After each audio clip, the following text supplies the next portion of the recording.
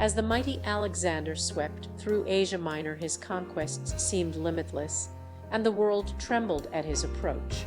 Little did anyone know, however, that a mysterious force would soon guide him to the very gates of Jerusalem, where a revelation would change the course of his life forever. It was here, amidst the ancient streets and storied temples, that Alexander would encounter a prophecy from the book of Daniel 1 that spoke directly to his own rise and fall. The prophecy spoke of a great and mighty king, one who would conquer the known world, but ultimately succumb to his own hubris. As Alexander's eyes scanned the ancient words, he saw himself in that role, the very same man destined to bring glory and shame upon his own house.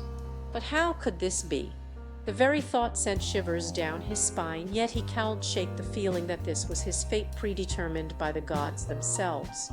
As Alexander stood there lost in thought and contemplation, the city around him seemed to come alive.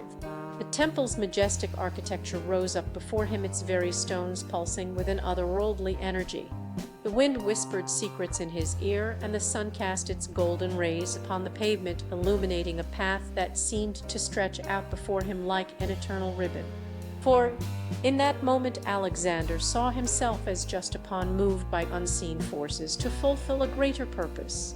The weight of this realization bore down upon him like a mountain range, yet he knew that this was not a curse, but rather an opportunity to rewrite his own destiny. And so, with a newfound sense of purpose and resolve, Alexander set forth on his journey, driven by the promise of that ancient prophecy. As he departed Jerusalem, the city's ancient walls seemed to whisper a final message in his ear: beware the temptation of power, for it is a snare that will ensnarl even the greatest of kings. Alexander knew that he had been given a rare gift, the chance to see beyond his own mortality, to glimpse the threads of fate that bound him to the universe. He spent many sleepless nights pondering the prophecy, his mind racing with the implications of his own rise and fall. He thought of his father, King Philip I of Macedon, who had once been a mighty warrior, but had grown old and feeble, his power waning as the years went by.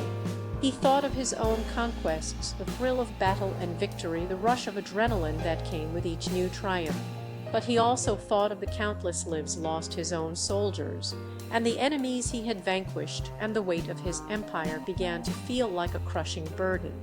He thought of his friends and companions, the ones he had left behind, and the loneliness that had grown to fill his heart. And yet, despite these doubts and fears that gnawed at him, Alexander knew that he was bound to his destiny, that the prophecy had set him on a path that could not be deviated. He felt like a ship at sea, driven by the winds and tides of fate, with no control over his own course. As the months passed, Alexander's armies continued to conquer, but his heart began to feel heavy, weighed down by the knowledge of his own mortality. He began to question the true meaning of his conquests, to wonder if all his victories had been worth the cost. He spent long hours with his tutors and advisors, seeking answers to the questions that plagued him.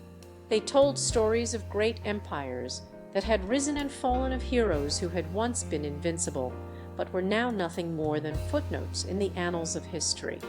Alexander listened intently, his mind racing with the implications of their words.